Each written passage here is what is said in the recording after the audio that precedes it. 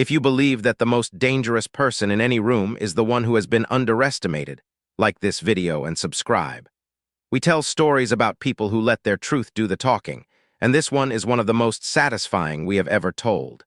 There is a particular kind of laughter that is not about anything being funny, not the warm, involuntary kind that escapes a person when something delights them. This is the other kind, the performative kind, the kind that is aimed.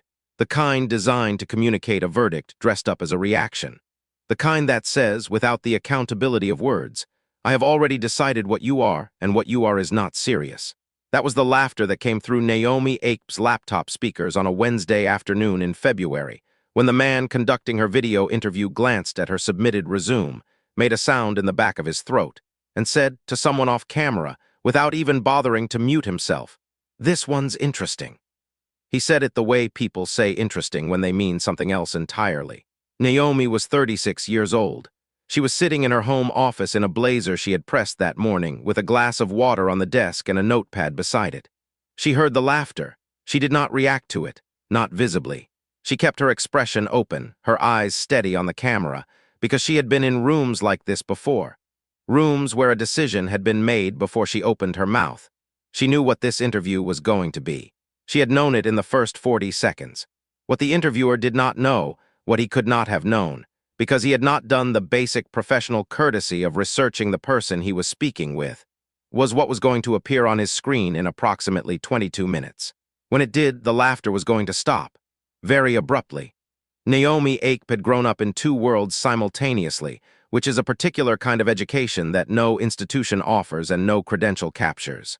Her father, Emmanuel, had emigrated from Nigeria in the late 1980s with an engineering degree and the specific combination of ambition and patience that immigration selects for in the people it doesn't break.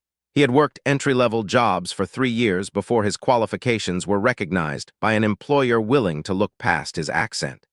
He spent the next 20 years becoming one of the most respected structural engineers in the Mid-Atlantic region.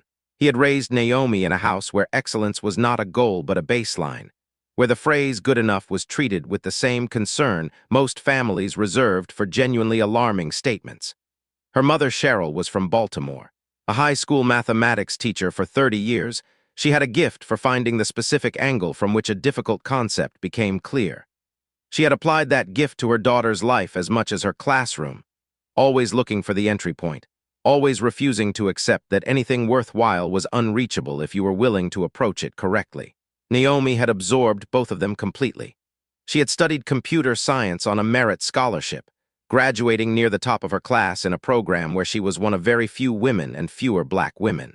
She had gone directly into industry, writing code that every senior engineer who reviewed it described as exceptionally clean. She had moved companies twice, each time strategically, expanding her scope in directions she had mapped deliberately. For the last 4 years, she had been head of product engineering at Meridian Systems, a company that had been covered in 3 major industry publications, won a National Innovation Award, and grown its engineering team from 14 people to 51 under her direct leadership. She had built the architecture for Meridian's flagship product from the ground up. The company's CEO had publicly described her team, in a published interview, as the best engineering organization he had ever worked with. She was, by any reasonable measure, exceptional at her job. The reason she was on this video call had nothing to do with dissatisfaction at Meridian. 6 weeks earlier, a recruiter named Dana had contacted her on behalf of Hargrove Digital, a firm 3 times Meridian's size, with a VP of engineering role open for 4 months. Dana had been warm, specific, and genuinely knowledgeable. The role aligned almost precisely with where Naomi wanted to take her career. She had agreed to the process. The final interview was a video call with Hargrove Digital's chief technology officer, a man named Brett Callison. She had researched him beforehand. 53 years old, enterprise software background, reputation for decisive leadership.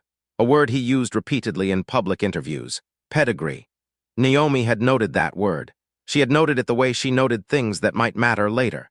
She opened the call at 2 p.m. precisely, ready to have a serious conversation about a serious role. Brett Callison joined 3 minutes late, still mid another conversation, and greeted her with the distracted courtesy of someone fitting her in between things that mattered more. That had been the first signal. The laughter 12 minutes later was the second. The first portion of the interview had the texture of a formality being completed. Brett asked standard questions, the way people ask questions when they have already formed a conclusion, gathering material to support it, rather than to genuinely interrogate it.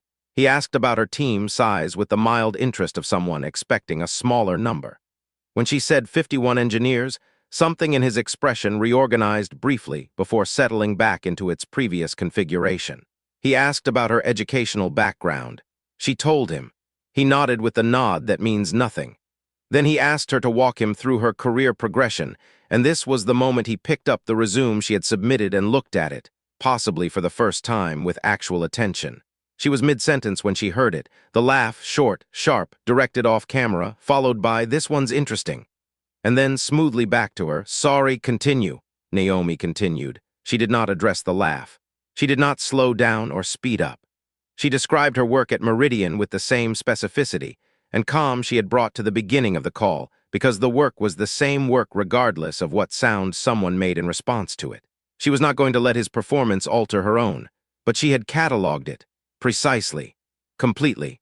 What came next was a series of technical questions, genuine ones, the kind with real architecture and depth that required actual knowledge to answer well. And here something shifted. Brett was technically capable, and his questions were designed to probe. What they probed, without his having anticipated this, was exactly the domain in which Naomi Ape was most formidable. She answered the first question with the clarity of someone who has not only solved a problem, but understood it deeply enough to explain it from multiple angles. She saw his expression shift, slightly, involuntarily, the way genuine competence sometimes moves through a person's face before their social management catches up. He asked a harder follow-up, designed to test whether the first answer had been prepared or natural. She answered it, then extended it, flagging a related problem he hadn't asked about, describing the solution her team had built, connecting it to a broader architectural principle. The interview had changed temperature, subtly but unmistakably.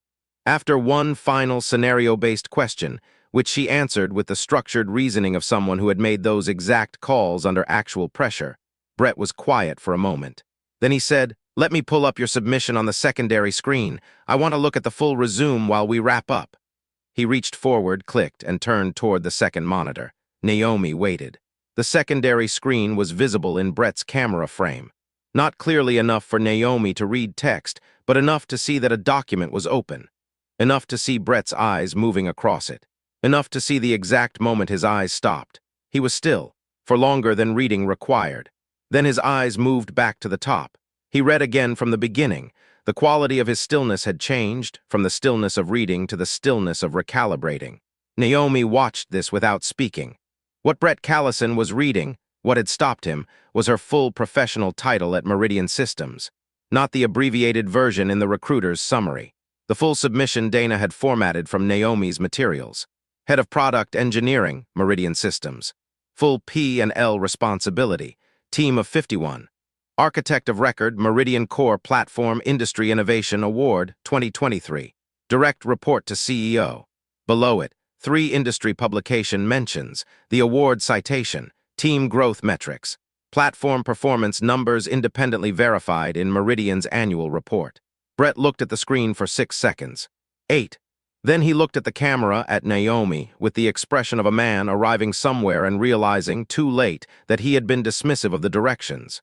He said, "I want to make sure I'm looking at the right file," Naomi said. "I submitted the full CV through Dana's portal. That should be the current version." He said, "Right." He looked at the screen again. "The Meridian Core Platform, that's the system cited in the Infrastructure Innovation Awards last year," Naomi said. "Yes, we took the award in the Enterprise Architecture category," he said. "And you were the architect of record on that." It was not quite a question anymore. It had started as one and arrived as something else, a statement containing the sound of a revision happening in real time. Naomi said, "From the ground up. I wrote the initial architecture proposal in my 3rd month at the company. I've led every major iteration since." Brett looked at his screen again.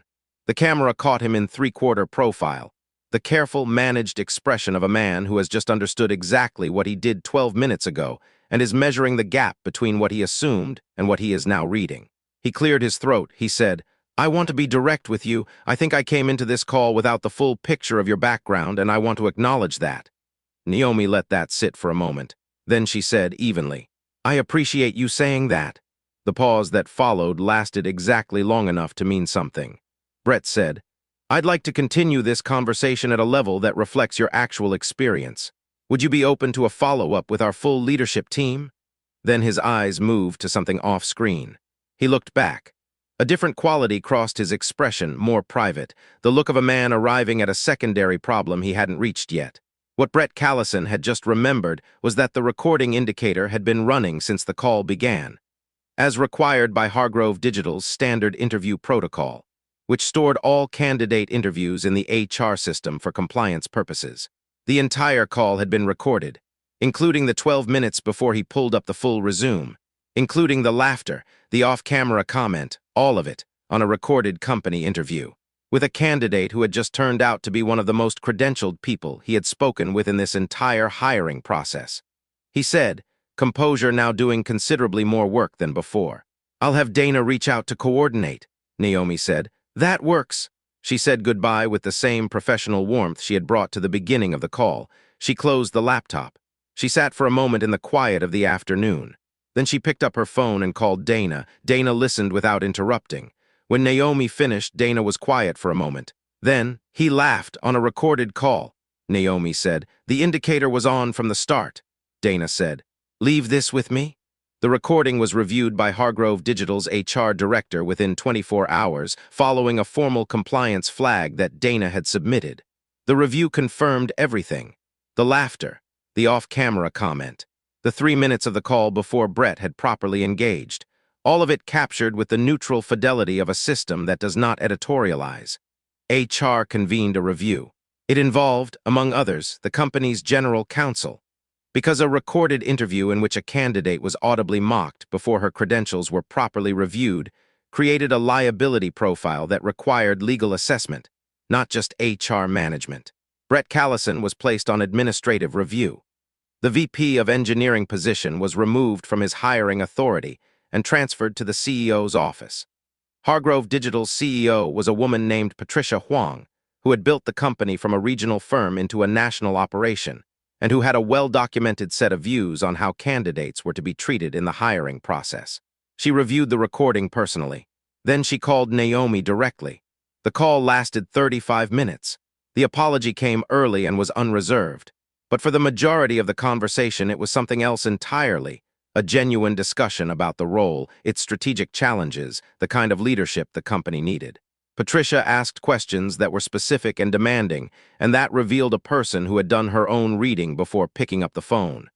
At the end, Patricia said, "I want to continue this process and do it correctly. But I also want to be honest. I understand if Wednesday changed how you feel about this company, and I would not hold that against you." Naomi appreciated the honesty. She took a week to think.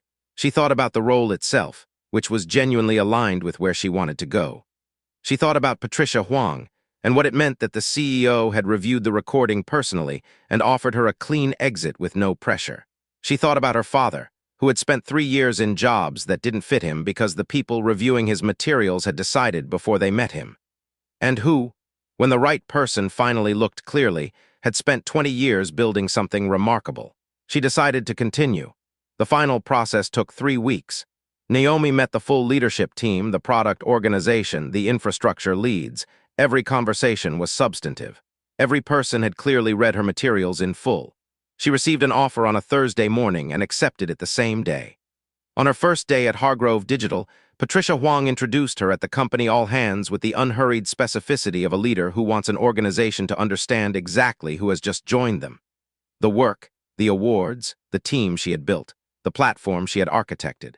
She read the accomplishments the way they deserved to be read, as the record of a serious person who had done serious work, nothing about which was surprising or remarkable except to people who had not bothered to look. Brett Callison was not in the room. His administrative review had concluded the previous week. Naomi had not asked about its outcome and was not told. She had not sought his consequences. She had sought the job she was qualified for and had simply not been seen clearly enough to be properly considered. She had it now. The detail that stayed with people who knew the story, the thing that circulated among the small number of colleagues and friends Naomi told, was not the HR review or the recording or the administrative outcome. It was the 22 minutes. The 22 minutes between the laughter and the moment the full resume appeared on screen. The 22 minutes during which Naomi Ape had continued, answering questions, demonstrating competence, building the case for herself with the steady precision of someone who had been doing exactly that her entire career. Not because she needed to prove anything to Brett Callison, but because the work was real, and the preparation was real, and she was not going to let someone else's failure of imagination alter her own performance. She had given the best interview she was capable of giving, to a person who was laughing at her resume 12 minutes in. That was the detail that was hard to shake, not the unfairness of it, which was familiar, but the discipline of it. The absolute refusal to shrink. The unshakable commitment to being fully and exactly herself in a room that had decided before she spoke that she was something smaller. The room had been wrong. The record had confirmed it, and Naomi Ape had gone to work. If this story reminded you that the most powerful response to being underestimated is simply to be excellent anyway, please like this video and subscribe. We bring you stories like this every week, because some truths need to be told out loud. The next one is already waiting for you.